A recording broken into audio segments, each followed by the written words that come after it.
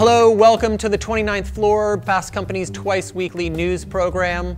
I'm here today with Mark Wilson, senior writer from Co-Design, to talk about synthetic meat. Hi, Mark. Hey.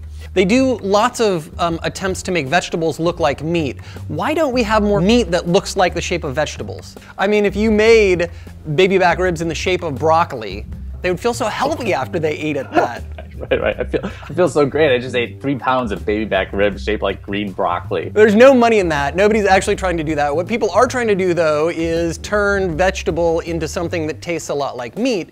And in the latest issue of Fast Company, one of the stories that we did was about a company called Beyond Meat, which is very well known. The Moby Dick of the food, the synthetic food movement, is to make a burger that tastes really good. And why haven't we been able to reproduce beef? And I think that's what Beyond Meat has been attempting to do. What's going on? Why is it so hard to make beef taste like beef, or make a hamburger taste like a hamburger with vegetable matter?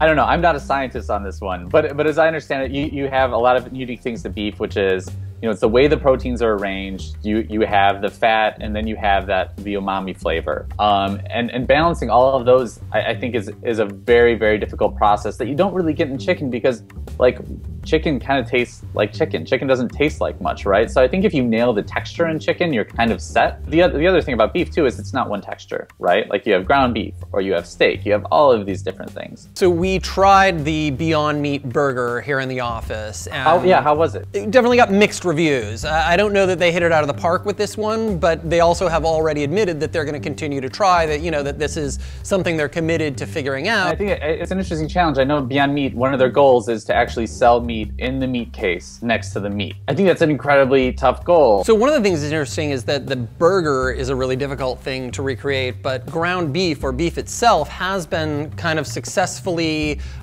synthesized in many ways without people realizing it. You recently took a trip to Taco Bell.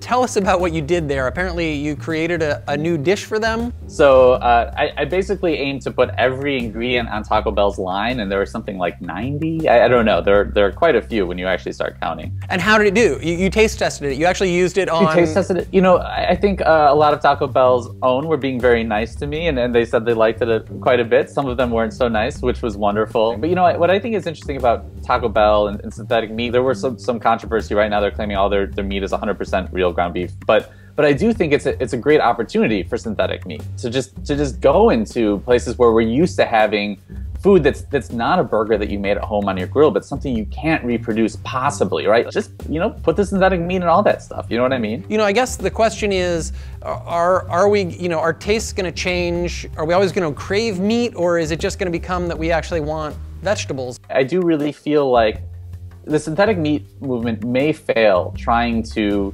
outright copy, you know, meat as it is. But I do think that they have a real opportunity in just creating crazy foods we've never seen before. So you want them to take the big gamble, which is to basically go out and create some completely new form of meat that doesn't necessarily resemble or taste like anything we've had before. The synthetic turducken. I don't know if I'm like totally pitching that, but sure. I mean, why not? Like, can't you, like, bacon's wonderful. Right. Can they create something better than bacon? Can they create something better than the pig? I don't know, maybe. We want to know what you think. Use the hashtag 29th Floor. We'll respond on Twitter. Thank you, Mark. Great talking to you again this week. See you next time.